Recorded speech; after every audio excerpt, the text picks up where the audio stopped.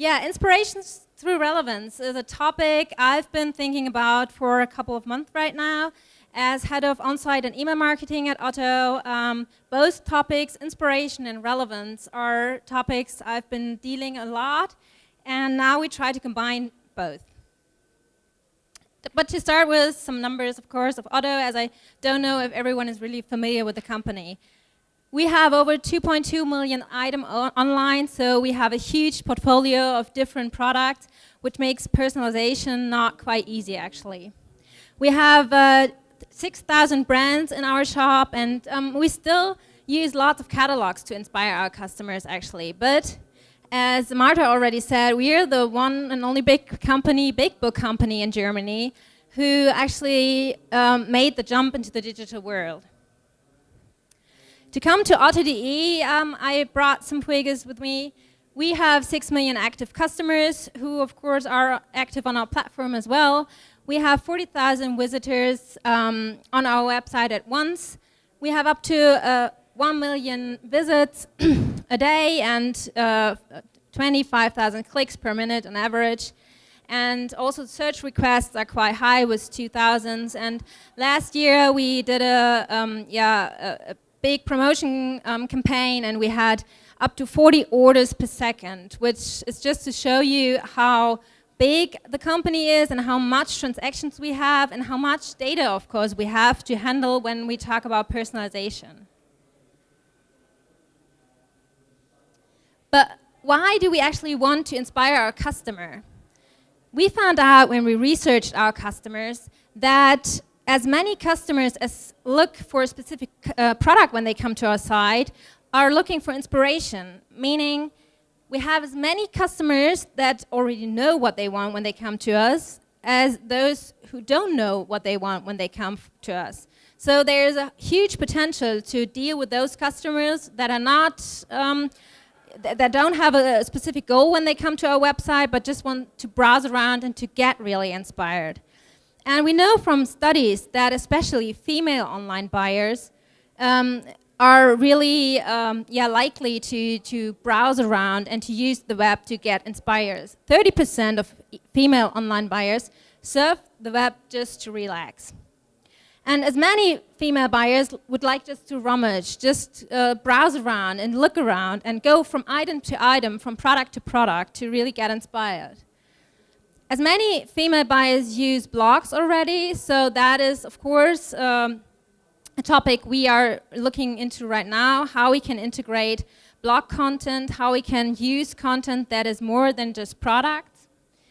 And we know that especially the female buyers, which is the main target group of our company actually, are not only buying for themselves, but buying for families and friends as well. So when you think about personalization, you have to have that in your mind as well. So your target group is not only the female buyer, but also the husbands, the kids, the moms and the dads, and everyone else in their social environment. So what actually is inspiration? When you ask our creative department in our company, and I probably think that is in your companies the same, they would say beautiful pictures is inspiration. And of course, beautiful pictures and really well done photography is one part of inspiration. However, we believe inspiration is more than just nice pictures. We believe inspiration is to create needs the customer wasn't aware of before he came to our site. And we did a study last year where we found out that especially the young online buyers, to 20% buy on an impulse. So when they come to a shop, they just buy because they get a really good impulse. So we believe that we get the customer inspired by our products, we really can raise sales on our website. So how do we actually inspire our customer online? As I said before, of course, one part is pictures and beautiful content. And I believe that curation is one big part. But in the end, if content is not relevant to your customer, it doesn't matter how beautiful it is. So for me, it all goes down to relevance to the customer. So we have to have relevant content to really draw the customer into our shop. And that begins not on the platform, but of course outside the platform. So it begins in your marketing, in your email marketing, in your display marketing, and everything you do outside your platform. And of course then when the customer comes to your platform, he has to experience the same kind of content he experienced outside your platform. So if you were successful with animating your customer to come to your shop, then you have to animate them to really browse around and to go, what I said before, to go from item to item and to really browse around. And I think if your content is really, really relevant, you create needs the customer wasn't aware of before he came to your site. So how do we get the content relevant? Of course, we've been thinking about relevance a lot over the last years and have developed algorithms over algorithms. And probably many of you know the picture on the left side because it's not very new. But of course, we use those kind of product recommendations that come up with customers who bought this, also bought that, and they work. But when we think about inspiration, we think you have to have algorithms that do more than this, that really incorporate the inspirational part of relevance. And we've been thinking last year a lot of what is an inspirational algorithm and how is inspiration, or how can you transport over an algorithm inspiration? So what we did is we looked at our entire customer base and developed predictions on what customers are likely to like, actually. So not only show them based on what they did in the past, but really try to figure out patterns over your whole customer base and to figure out what are the similarities, what is a customer maybe likely to like if other customers who bought the same stuff in the past are now buying, and really try to figure out how we can predict what a customer might need when he comes to our site the next time. Because probably every one of you knows those recommendations that just show you what you've bought in the past, or like that on the left side, what other customers do, and that doesn't really inspire us to buy something we didn't have in mind before.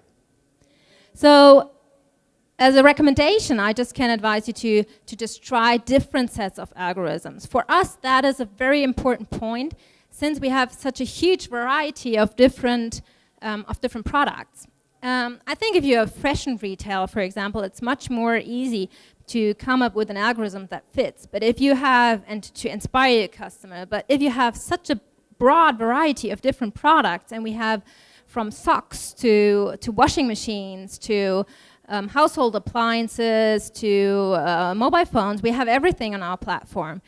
And being inspiring with such a broad product portfolio, it's pretty hard actually. So we have different sets of algorithms for different product ranges, and we have different sets of algorithms for different goals at different times. So we really try to just test what it's relevant at a specific time for a specific customer. And we have been thinking about over the last months how close or how far an algorithm has to be to the actual behavior of the customer. So that is something we actually incorporate in our algorithms when we develop them, to put a factor in them that measures the closeness or farness to the products the customer bought in the past. And when we were done, or actually in the middle of developing our algorithms, we of course thought about how we're going to measure it. Because only if you measure what you do, you can manage what you do. And our goal, of course, is to inspire the customer. So we really thought, what is the best KPI to measure inspiration? And as you see the set of KPIs I took with me as examples, there is no conversion rate on it. And that is not because we are not focused on conversion rate, or we are not our main goal is not to increase sales in the end, but when we thought of inspiration, the sales in the end or the conversion rate was not our first target. Since we want to really enhance the browsing behavior of the customer. So the CRO is not the first KPI we think of. What we think of first is something like retention time. So how long does the customer really stay in our shop? How is he dealing with our shop, and is he browsing around? How can we measure that behavior? So is he clicking around a lot? Does he have a lot of PIs in our shop, for example? Does he bounce? Because then something, of course, seems not to be really relevant to him. And if you look at those KPIs like bounce rate, retention time, click rate, number of visited assortments, so is he really browsing around and looking at many different things? Those were the ones we thought gets closer to really measure inspiration than just looking at our normal sales figures we of course do, like the conversion rate. And when we did the first test last year, what we saw was when we incorporated our algorithms on our sites and really managed our promotion elements on the site with our algorithms, we had a 30% higher click rate than before. So that was the first indication for us that what we did worked.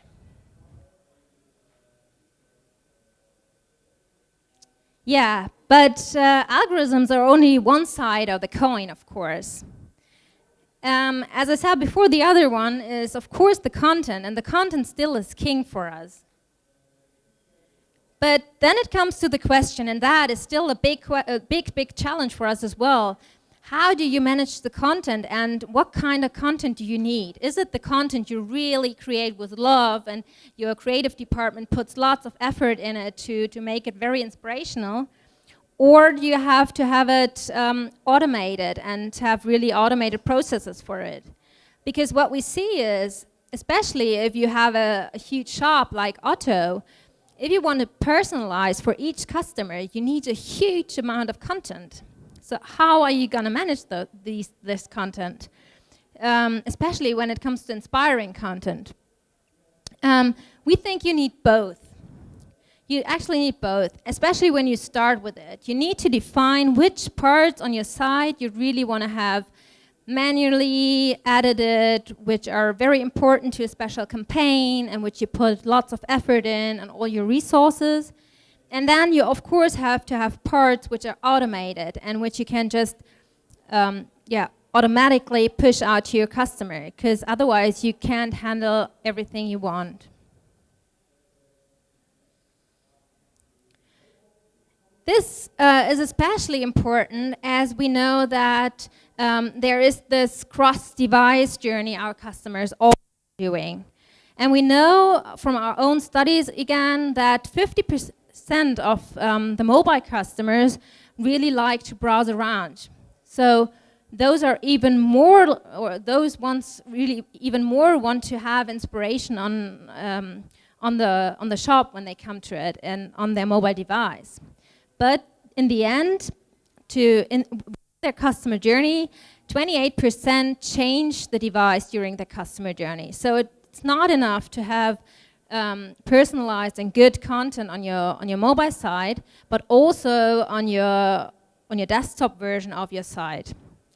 Our answer to that is responsive design. We developed the responsive design last year and implemented it in our site. So everything is based on one system now, and which makes it, of course, for a huge shop like Otto much easier to handle everything. However, we know that it's not enough and that we have to develop specific content and specific inspirational content for the mobile site as well. And we have to unitize content, of course. Probably everybody knows that if you want to have, or if you want to use content on different devices, it's much easier if you unitize it, like have modules of pictures, of text, and just separate it so you can use it much easier. And what's really important as well is to go through the whole sales funnel of your customers. So what he sees outside your website needs to be on your website and needs to be on every step the customer is during his sales funnel and when he gets in touch with us. So the content management is really a big issue for us right now. That's a huge challenge we are tackling right now, how we can manage this huge volume of content. The first step for us is to really streamline our content creation processes. What we did is create content for all channels and all touch points for the customer in one step, to really get the graphics department not to produce over and over again, but just to have it in one step. The next thing you see in the middle is the content storage, which is pretty critical as well.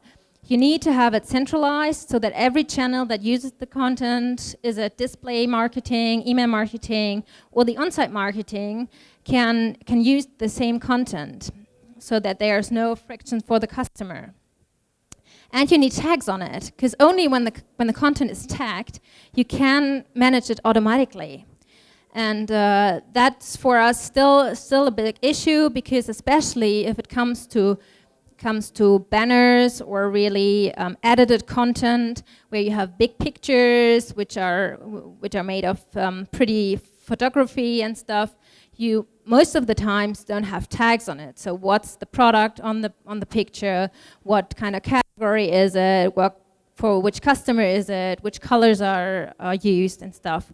But you need these tags if you want to automatically manage your content and not have to do everything manually.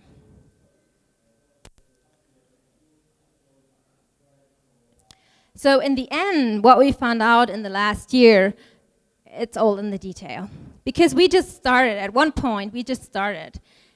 We thought about so many things, about content, about algorithms and everything, but in the end, we just had to start, and that's my advice for you as well, because if you once start, you just only then see what goes wrong. And what went wrong with us last year was it's only a little case, but to show you, we started to make our promotions for different assortments. As you see here, it's like coffee makers and boots and jeans.